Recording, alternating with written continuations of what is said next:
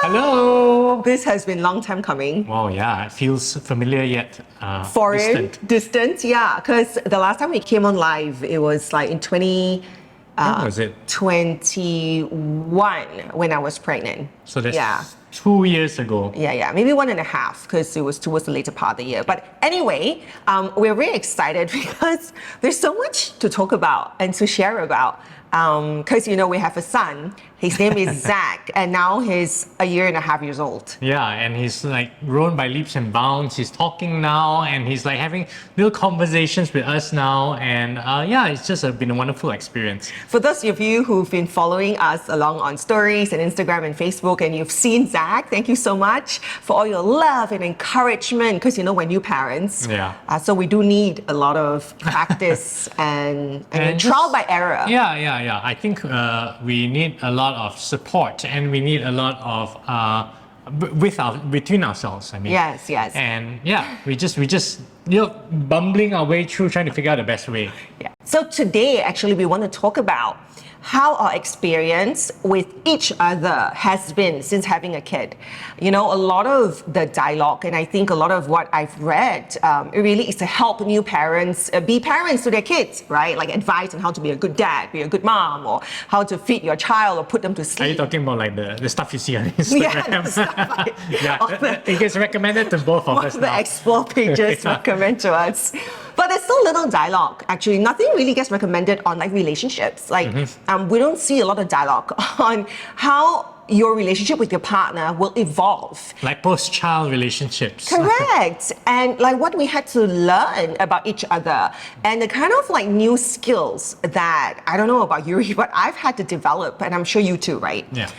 To kind of navigate our relationship with each other through bringing up a child, especially, when Zach was born, him being a baby, it was unknown territory, right? Yeah. And we're each trying to cope. And then at the same time, like we didn't know that there would be so many like different expectations, coupled with like exhaustion. And that led to us like having a few arguments that we had to like work through and talk about. Yeah, what Xandria was saying, like it's this new space, right? This new ground, right?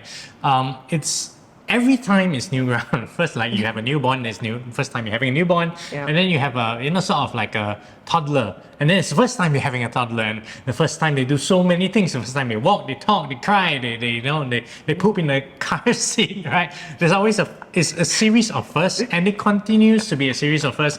And for us, is this interesting sort of learning together, not just about how to deal with Zach, but how to be with each other in that time, doing this together. Yeah, and I think like the awesome part of how our relationship has been with each other after having a kid is going through these experiences together.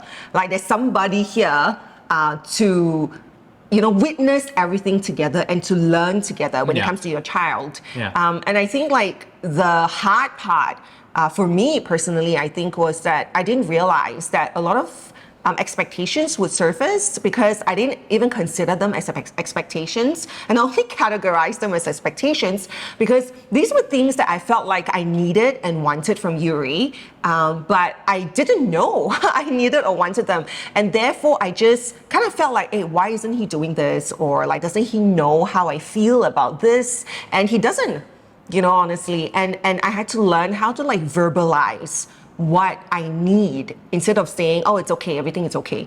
Yeah. I think that works both ways actually. I think and I think that has been sort of like what most relationships go through, and I think that's what we went through as well, and are going through in terms of learning how to live with each other and be sort of enjoy each other, right? So the expectations aspect is that we always have an expectation of a partner. We hope or want them to be a certain thing, and sometimes we don't even realize that it's a particularly conditioned thing, or there are certain things that we have grown up with or we used to, that we consider things that should be done or that we want. And I think it's really good to look deeply into those things and to understand why we want them, why we expect them of our partner, and how do we deal with emotions when it's not exactly the right match. Sweat, it's like so hot. Oh, you know, when you're breastfeeding, I don't know, like I just start to like sweat a lot more. It's true, even though Zach is not breastfeeding right But now. we are, of course, living in a Tropical tropical paradise. tropical paradise. Based off what you were saying, right? What I found, like even on the next day after giving birth to Zach, I went through this emotional journey. You know, I was very emotional, and also I had preeclampsia, which meant that we had to have an emergency cesarean with Zach, which was fine. It went great. We were grateful to our doctor. And then I took about a week and a half, or maybe even 2 weeks to recover because I had to have blood thinning injections and all that. And because I've never experienced any of this, right? So I didn't know the kind of support I would need. It was only during that I felt like, hurt or sad or let down. And it was only like after the experience, because when you're tired and you're taking care of a newborn, it's hard for you to even process your own, like, why are you feeling this way? How do you verbalize to your partner? You're just going through the motions to try to survive, basically, with very little sleep, right? And so it was only like after, right, like a month or 2 months after when we got home from the confinement center that I started talking to Yuri about how I felt during, like, the time at the hospital, how, alone I felt, and certain things that now that I know in hindsight that I would verbalize to Yuri would be like, can you wake up and be with me when I'm breastfeeding Zach during those first few days, Yeah. And at the time, remember I told you, like, oh, it's okay, you sleep. It's all right. You don't need the two people to be tired. Like, you can get your rest, right? Yeah, and I think that, I mean, obviously, I was very tired as well, and a lot of the aspects of of course, it's very difficult and very taxing, on Xandria. And so I was trying to do as much as I can in terms of handling people, logistics, It was all new for things you, that were needed, and it's things that we all needed as well. Yeah. And we both needed, obviously new parents are always very tired, right? And we both needed things from each other, and we appreciated the things from each other when we could. And when we didn't get the things that we needed, we just did our best. And I think that on hindsight, I think one of the things that we could have done with each other is communicated not about what you don't do, but what you can do. Because people don't know what they need them to do if you don't tell them what they need to do. So you need to tell them you can do this and it helps me with this. Yeah. Because if you say that, when you do this I feel very frustrated, then what does it mean? Does it mean don't do that at all? Does it mean do this? So it's very good to clarify. Be clear. Yeah, have a game plan and say that, if you do this, it helps me. It sounds easy. Obviously, you guys know communication is not easy, right? And I think, like, it's about, when you're tired, like for me, for the past few years, like, I've been so conscious of the way that I speak to Yuri so that he doesn't get defensive and I can get my point across in a way that he would be receptive towards it. But when you're really tired, it's really hard to think beyond that, because like, when Zach was like 2 months old onwards, he had an allergy to cow's milk, and we didn't know that because he was breastfeeding, so it was me consuming milk that affected his stomach, and he couldn't feed and he couldn't sleep properly, and I felt like at that time I was like a walking dead, I was like a zombie. I was just like hanging on by a thread. And at that time, like whatever that I'm feeling with Yuri, it was really hard for me to even think about like how to say certain things in a way that he wouldn't react negatively towards, because nobody likes hearing things they're not doing like well or they're not doing enough, you know what I mean? And we know each other so well. Like I know that he'll be triggered when I say certain things. I really like that. Like I think that's a really good point, because we do that to each other. We know that certain things trigger each other, and we don't. We try to avoid those things. And sometimes it's not. I'm still learning as well, and it's still tricky for me, because sometimes I have a fear of maybe like saying a certain thing because I fear it might not be the thing that she wants to listen to. But also learning about, okay, then how do I communicate this in a way that can work? And I think as we navigate each other, I think that's one of the skills that I really want to develop more, because when we talk about communication, it's seems very straightforward, right? It's like talk to each other, right? Tell the things you feel. But your partner is a feeling person who has high energy levels, low energy levels, moments of difficulty, moments And of their own tiredness. fears and triggers as well. Yeah, exactly. And that is also part of communication, understanding that your partner is someone like that, but different, right, than you. And to be able to say, okay, how do we navigate this in a way that is net positive? When you're new parents and you are tired, or even if you're just tired in general, I think tiredness has a lot to do with our ability. You know, when you're hungry, you're tired. These are the times where I think we can cut ourselves a little slack and sort of be okay with not, hitting the mark all the time, and that if you try, just give props to yourself for trying. And even if your conversation with your partner ends up not being the best at the moment, it's okay, because it's part of, like arguments or disagreements, they are part of the experience that you have with your partner. That's how you grow. This is what I truly believe in. So even when, things don't end up like what I would consider ideal at the end of our conversation, I always still feel like grateful that we've had that, even though maybe at the end of the conversation, I would be like crying or feeling even more hurt. And I would have to take a few days to process my emotions, to again bring up why I feel the way I feel with Yuri. Because at that time, when you're very emotional, it's very hard to know why you're feeling that way, much less being able to verbalize it in a way that somebody else can understand. Yeah. So what comes out, this is a blubber of like emotions that can sound a lot of like accusations. But anybody who has felt hurt or feel like, they need something from your partner. And when you say something to your partner, your intention isn't to accuse, your intention is to be heard, is to be understood. However, we also have to understand that when we say something to our partner in that moment, they can feel blamed, accused, and their reaction will be like defensive or even argumentative. And that can really quickly downward spiral. And so Yuri and I, we've had to learn so much about communicating with each other, just like after Zach was born. Yeah. People talk about communicating, if I communicated with that person in terms of, I told them what I felt. Yeah. I told them what I thought, and I told them my experience of the situation. And I think that's a very, unskillful view of communication.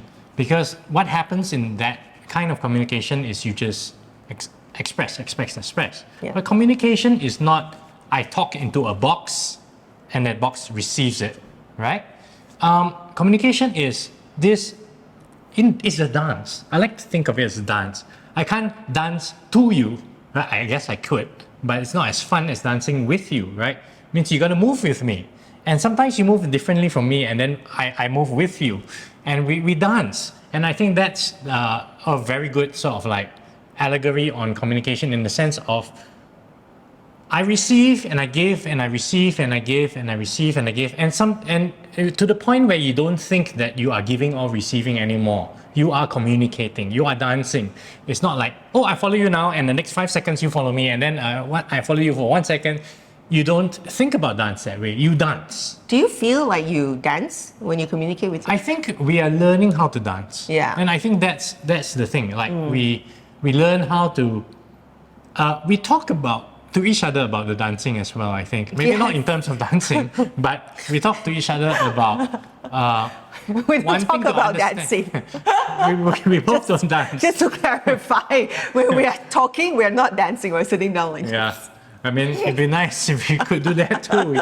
Maybe that would like ease the We tension. don't have much practice in it. So, You but we do probably talk. step on my toes and I'll get even more upset. Yeah, it requires a bit of practice, that one. And I get you. I get what you're saying. yeah, so I think we are practicing at this dance and aware of being a dancer in this dance together, right? Okay, so based on what of what Yuri just said, often I think that when we have needs and we're feeling hurt, okay, and this is something that I've said to Yuri before, what I find happening is that when both parties are speaking, both parties have needs, both parties have hurts. Hurts, hurts. And both parties wants to be understood. And that's when the situation's downward spirals. Because when you have a hurt and you want to express that hurts and you want your partner to understand, and they're also trying to, like, instead of hearing your hurt, they're trying to express their hurt. Like, oh yeah, you have to hurt, but I have to hurt too, you know? But obviously you're not using the word hurt. You know, you're just talking about things that bother you, right? And so then nobody is hearing each other. Everyone's just trying to be understood. No one is there to try to understand. And that happened a few times because, and I know this because I took some time to figure out why we were not hearing each other and being defensive and triggered when we both are consciously wanting this conversation to go well. It's not for a lack of effort, really. You know, we love each other, we want to listen to each other, but then it always goes to this place of like downward spiraling, and then we had to like stop and start again, right? And so then I was saying to Yuri one day, I'm like, I think that it's because when two people have hurts and needs and we're trying to verbalize it at the same time, that's when the issue happens. So one of us has to be aware that, like, okay, if we have an important hurt or need that we need to express to our partner, we can actually verbalize that first, you know, and say that this is something that really bothers me and something that really hurts me, and I just want to be able to express this to you. And I want to hear what you say and what your thoughts are, but perhaps not during this conversation, right? If you could just like listen to me and process it, right? Instead of telling me like your point of view, because I know emotionally I can't handle that during this conversation because I'm coming to you with a hurt, right? And I want to be able to express that. You know how earlier on you were saying that it is not about a person just telling you things. Communication is not just, I just express. And that's true. And so I think it's important to like kind of like be aware of both as well. Like that we're not just like, you know, dumping stuff on our partner and expecting them to like make us feel better. And I think a step further of what you're saying is to also go to your partner and say, are you capable of listening right now? Yeah.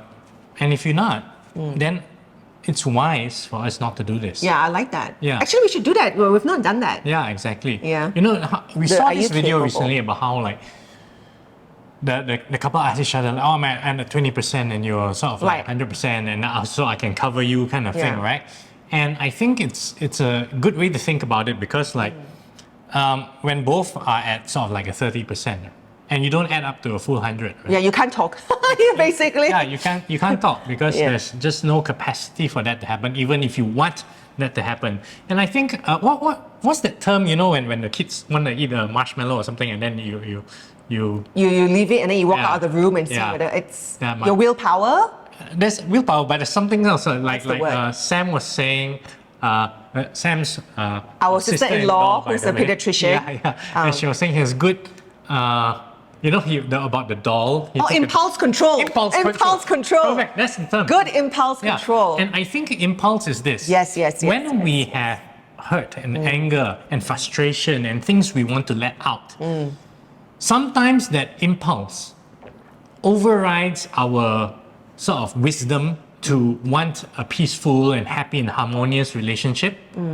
And we say it more than, and that's why we say things out of anger. Sometimes we regret, or we do a situation that we say, oh, I could have been more skilled. Maybe a month later you look back and say, I could have handled that a bit more skillfully. And I think that is very strongly tied to impulse control. Because I know that when I'm frustrated and sometimes like as the sort of cup overflows, right? There's no impulse control anymore, and I just overflow and say this. Yes. And then on hindsight, I realized, oh, I didn't handle this impulse very well.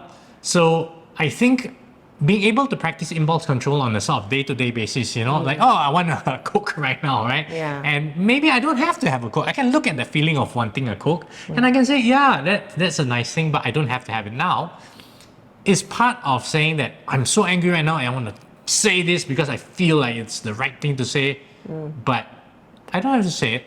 I can look at me wanting to say it and I don't have to say it. I think impulse control it's a great way of just identifying like, okay, I have this impulse, right? But I'm not like a monkey, I can actually have autonomy, of deciding where my limbs go and what comes off my mouth. And I think like instead of just controlling it, I think we can acknowledge that, hey, this is not what I want. Like, this is not the objective. Like, I have the impulse, like, to say something, for example, that will hurt Yuri, for example, if that were the impulse. But if I can calm down and just remember that, hey, that's not my objective. My objective is not to hurt him. It's for us to have a loving relationship, and that's why we're even having this conversation. Then I can sort of like take a deep breath and let go of the impulse. And because I'm focusing on my objective. When we control our emotions, it can lead to a lot of like resentment, and later it'll come out anyway. Yeah, Xandria has this great sort of two guidelines, right? And it comes from a book as well, and her other sort of lessons. One is don't take things personally, and one is focus on your objective. Those two things, like focus on objective, she just spoke about it. And I think those two are fantastic ways to communicate. But also, if you think about it, like don't take things personally and focus on your objective is tied to impulse control. Because if you can't control your impulses well, you don't have the muscle to control your impulses, then what happens is you can lose focus of your objective and you can take things personally.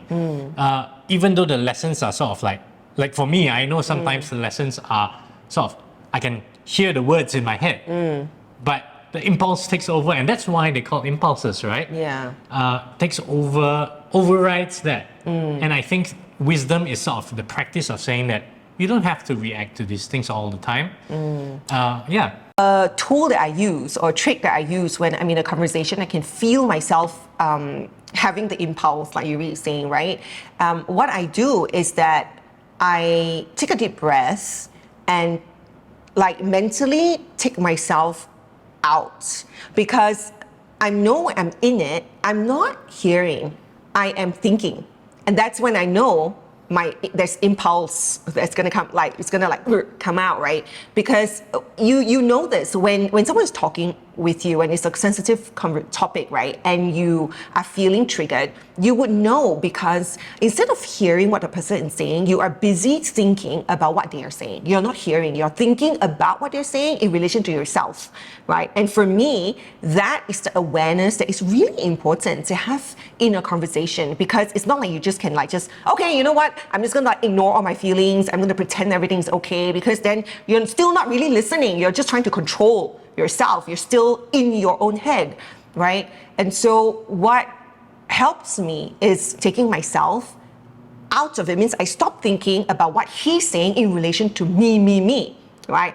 And I stop and I start and I breathe and I be aware of my body and I relax it a little bit, and then I take my ego out of it. So I take my needs out of it, right? It's like, okay, at this moment, it's not about what I need or who's right, who's wrong. It's really about, okay, let me just listen to this human being who's trying to express their own emotions and their train of thought.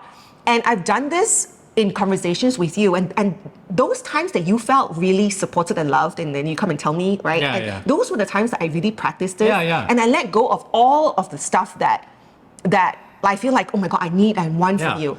And then later, once you really finish, and I feel like you're in such a great place to hear me out, right? Because you feel like you've been heard, right? And understood. And that's the kind of dance I think that we sort of need to do. And one person needs to do it. Sometimes it's me, sometimes it's Yuri. And we cannot say like, hey, why always I do, why you don't do, Because at the end of the day, even if I do it like 99% of the time, even if he does it 99% of the time, it benefits us. It's kind of like saying, like, why do you always exercise? And I'm always exercising and you're not the one exercising. It's your body. You're doing it for yourself, right? It's your body, what?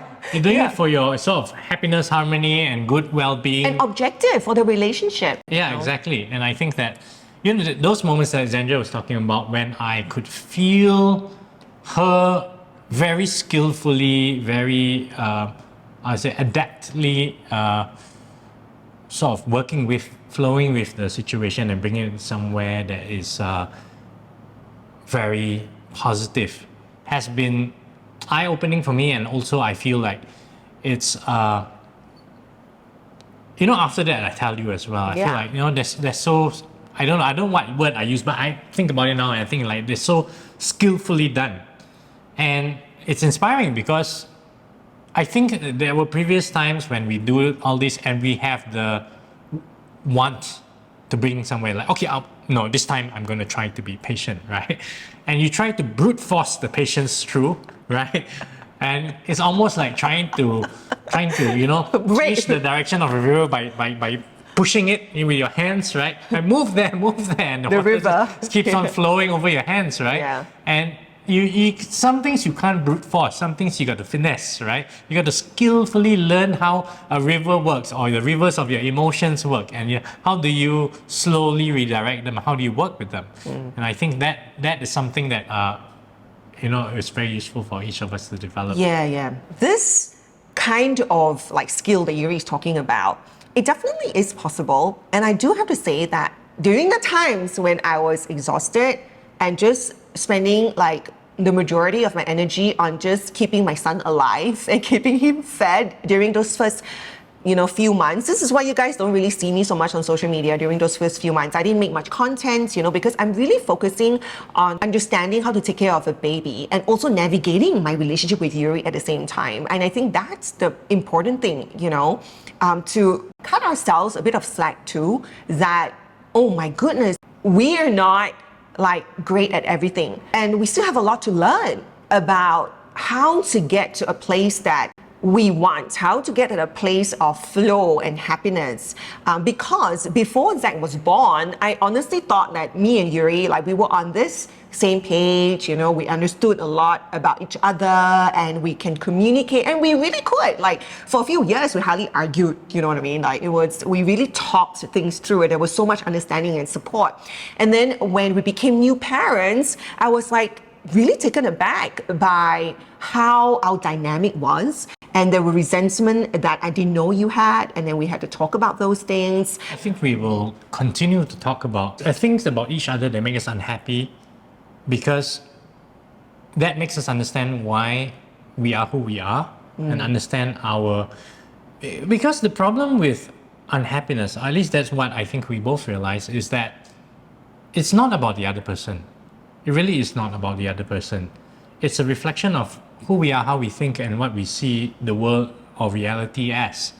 And I think that, Xandria was talking about cutting ourselves some slack, right? Yeah. And I think if we learn how to cut the world some slack, the universe, the conditions of whatever it gives, and the people in it some slack, I think we become much happier people. I mean, I know people who like get really angry at other people for not, closing the door properly, or like not driving properly, or not parking properly, or doing something, right?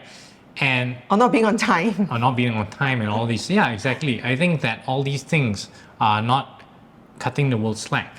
These live chats are great because it reminds us of what we want to practice. How, in one of our live chats, like that we used to do all the time, you were saying that we have strong beliefs held loosely, and that, you talking about this just reminds me of like how whatever standards you have for yourself, be aware that sometimes when you're triggered or upset at someone else, it's because you are imposing that standard upon that person. And also the other part of why we can get upset at a person is because we take it very personally. Like what you just did it's a disrespect towards me, or what you just did means you did not care about me. What you just did means you don't think about me. Because in reality, a lot of the times, what people just do are a reflection of their own habits and their own worldview and how they are brought up. And what they care about and what they don't care about. Yeah, but then you can feel like that it's related to you as well. Even if it's related to you, and it can be related to you.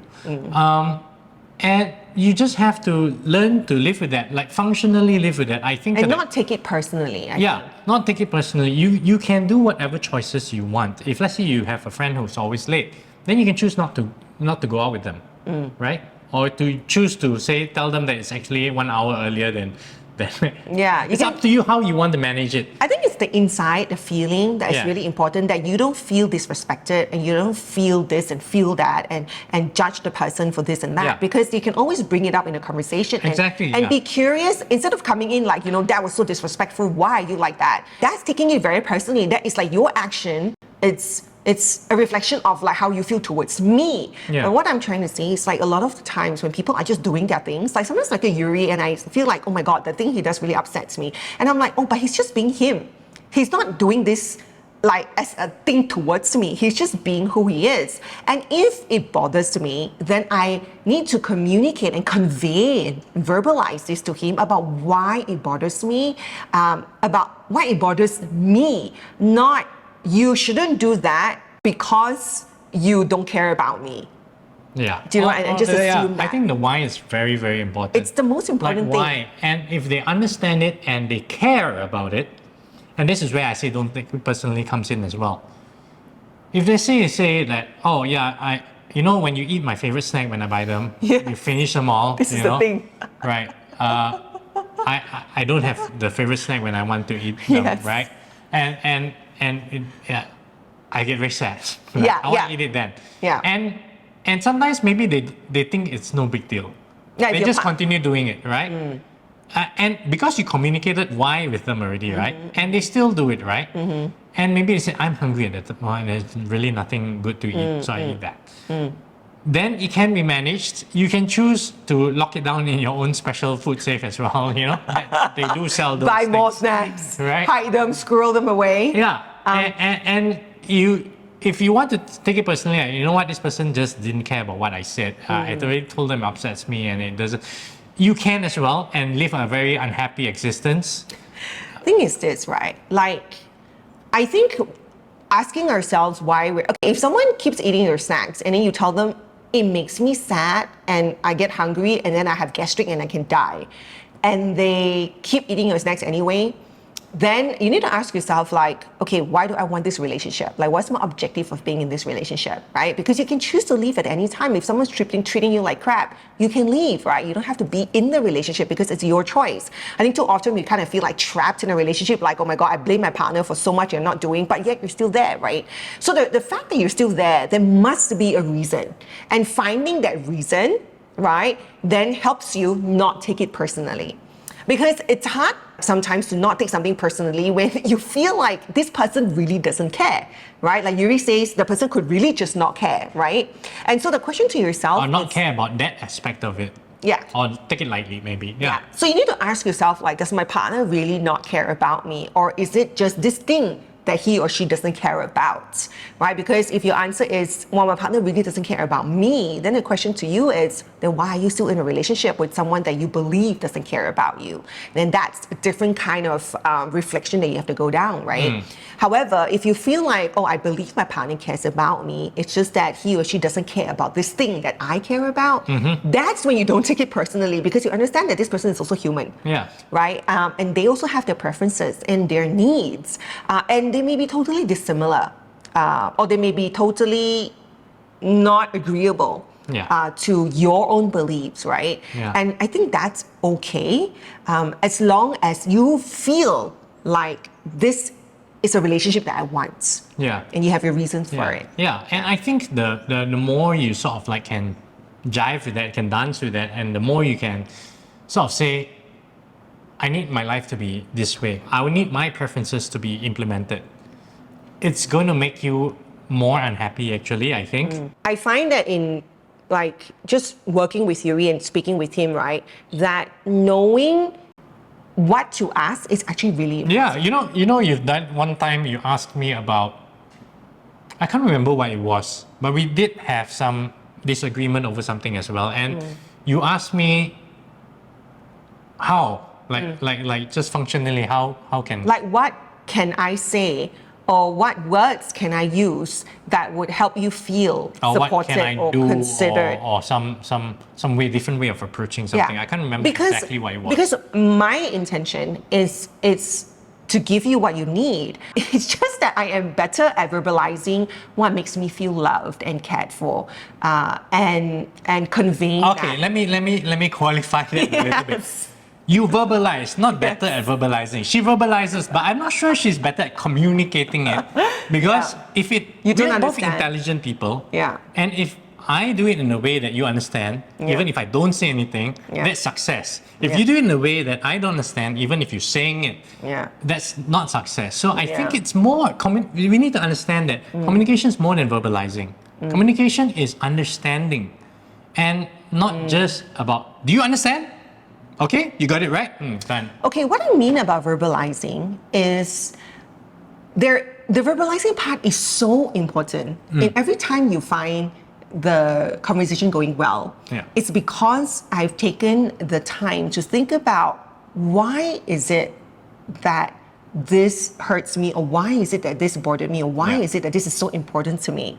That's just verbalizing. There is no, the second part of that is that there is no expectation that once I verbalize this, you need to understand or give it to me. And that's the part where that's the part where you really have to go into the conversation knowing, okay, why am I upset? Not because you did that, but why would I be triggered? Like if he did that to somebody else, maybe they would have no issues with it, right? So I need to come from the point like, why is this, an important thing for me? Okay. And once I verbalize that, whether or not he understands, agrees, or accepts, right, that I need to have no expectation of what he can give back to me in return. And I think that's the second part of it, right? Because you may take time and you may ask me questions and you may not even agree, and that's the thing. Because then the third part of it is once I've understood why I feel that way, I have two choices, right? One is I can work on letting it go so that this thing no longer bothers me. Like say I have a fear of being alone, for example, which I don't, but if I do, then I can actually request from my partner like, can you be with me at this time, right? But if I feel like, no, this is something that I want to work on myself and I don't want to be this way, I will work on letting go of that fear of being alone, right? However, there are certain times where I would request something of Yuri and I would say that this is something I'm working on to let go of, right? This need for this thing. But in the meantime, it would really help if you can be patient with me whilst I'm working on this. Means I won't immediately be able to be okay, when it comes to this particular thing that hurts me. But I take full responsibility for the fact that he's not going to give me my happiness, honestly. The best that he can do is support me as I work on truly being at peace inside. And that's I think it. that's what the best we can do for each other, really, in their terms. And I think that's good because, I don't work the same way as Xandria. And I accept we her. don't solve problems and my goal differently. is to accept her working on herself in her terms. And I work on myself in my terms. And I think a very harmonious relationship can benefit from that, can ensue from that. And I think that the more we understand that we are different people, sometimes the tendency is to sort of say, oh, this is my people, and then we're sort of like, we're the same, it's great. But you're not the same. And the more you can understand and embrace that, I think the more wonderful it becomes. The more you want a person to work sort of like the way you do, the less colorful your life is really. Because what happens is, let's say, their roses are nice, but if they grow everywhere, right? I don't know if that's what we would find nice or attractive or pleasant. And I think that's the same with a relationship, different people have different strengths. And if you had exactly a one-to-one correlation, right? I don't know if it's a relationship that's very flavorful or very, very interesting or gives very much growth to each other. And growth is this thing that's also very pleasant in this, you go to the gym, you work out, and sometimes the muscle aching is pleasant in that way of saying that, oh, this feels great, right? It's great that we talk about this now, because I feel like it's a reminder of what we can work on. Because I feel like, there was a part in our relationship last year that Yuri told me that, it's not pleasant. That this work is not pleasant, I think. And I felt really hurt by that because I thought this was what you believed in, But I also know that I don't take that personally, because I feel like it's also his own, like, it's his own unhappiness speaking. It's not about me. You know what I mean? I believe he loves me, and I believe that he's working on certain things, just like how he believes that I love him and that I'm working on certain things, right? And so, like, this live chat, like, for us, it's so important to come and talk to you guys, because I feel like when we become new parents, there's so many new things to navigate.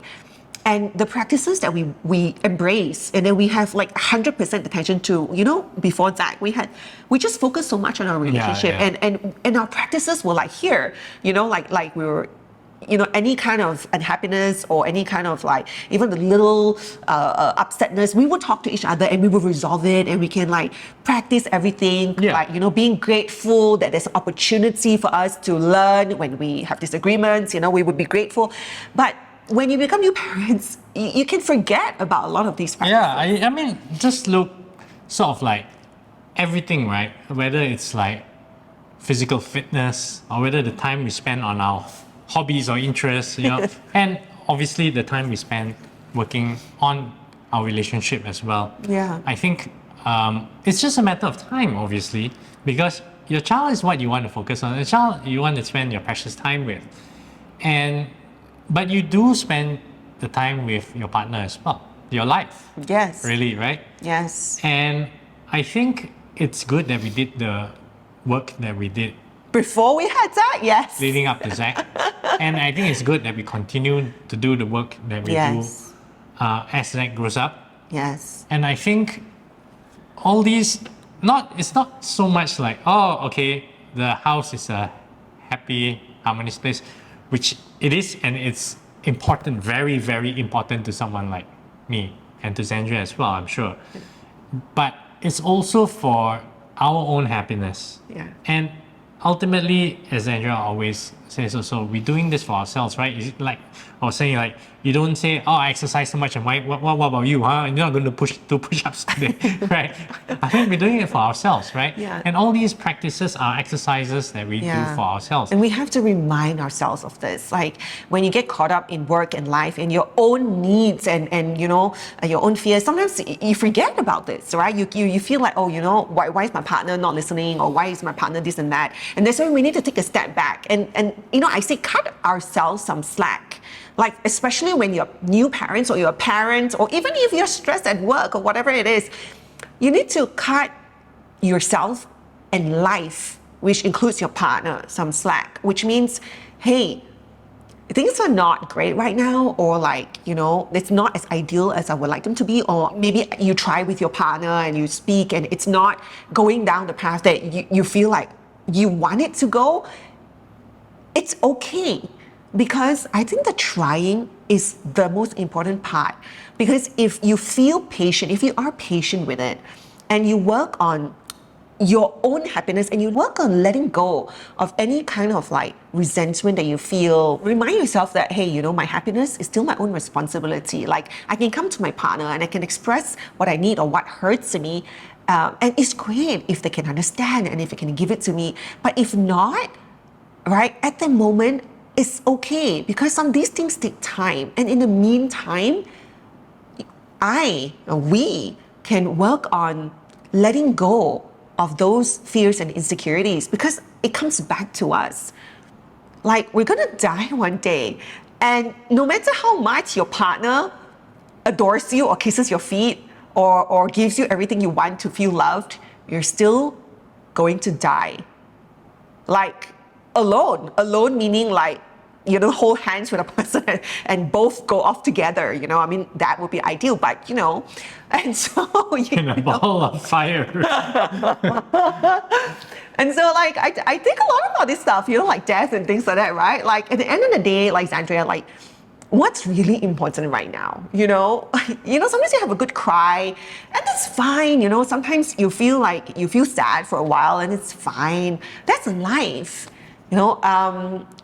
Someone asked me the other day, remember we were going to the airport, and then the auntie was asking me, like, What did she ask? She asked, like, oh, how can you be so positive all the time, right? And I was saying, well, because I feel that being alive is a privilege, right? Yeah. I feel like the human life, I'm so grateful for it. I'm grateful to be alive.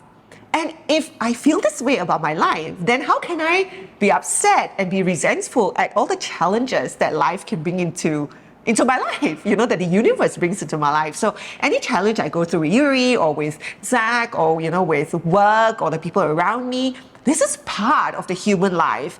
And I'm so grateful that I get to experience the human life. So how can I be upset at the things that come into play? And that's how I can be positive about it, because I want to be here, right? Yeah. Yeah. I think that's ultimately it. Like, I was just watching the show yesterday about Is it the infinity, chef? No. Oh, yeah. about like physics and infinity. But I really liked it because it says that one of the things that to know that we are not permanent in this universe, right? The earth is not permanent, everything is not permanent, right? Everything will change and die at the end of all things, right? It's actually a very uplifting thought. Because we do not put our happiness into things that are permanent. Yes, the into the attachment. permanent, yeah. Yes. And saying that that's where it is. Even me and you. Yeah, that's where it lies, right? And to be able to see that in these fleeting moments, we can experience our joy, create things that are meaningful, and just experience life in a sort of harmonious and enjoyable way. Yeah. Yeah, and this makes me emotional because, honestly, we have all the human desires and ego as well. And when we take ourselves out of that and just look at this, everything is not permanent, right? And then I can look at Yuri and see him for who he is and fully love that and appreciate that, because, when you look at your partner for who they are, without the reflection of who they are with regards to me, or who they are in relation to me, how would I feel with them? You just take yourself out of it. You can really see and appreciate that person so much. And I think that's the practice that I want to do more of, and to really remind myself more of, when it comes to everything in life, Yeah. That's the ultimate not take it personally, I think. So anyway, yes, I think there's enough sweating and crying. Has been a Good therapy session. a good first live chat after a long while.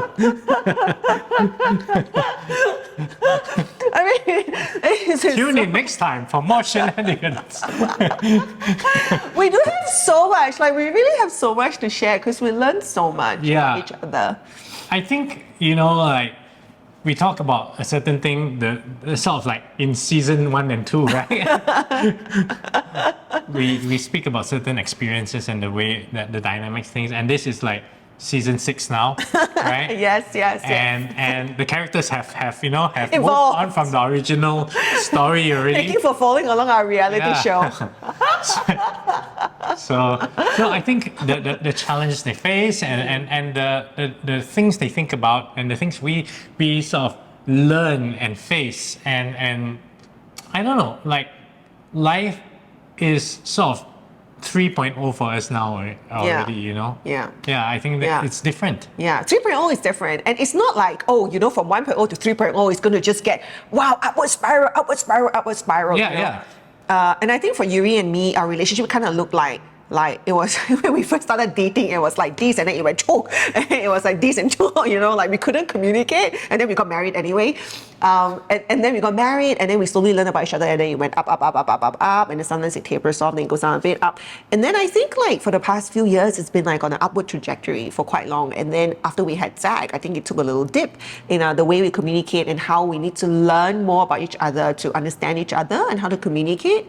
And then now, it's slowly coming back up, Yeah, I think what it shows is that there's always more learning to be done, and there's always sort of a richer experience to be had. Yeah. In the sense of it's not saying that you have to have a kid to have a richer experience, or you have to have be a billionaire to have a richer experience, or climb a mountain to have a richer experience. Yeah. But saying that wherever you are right now, there is a richer experience to be had by being there by being there with how you feel, by being there with how you feel to the people that you love, by experiencing the people you love as deeply as you can.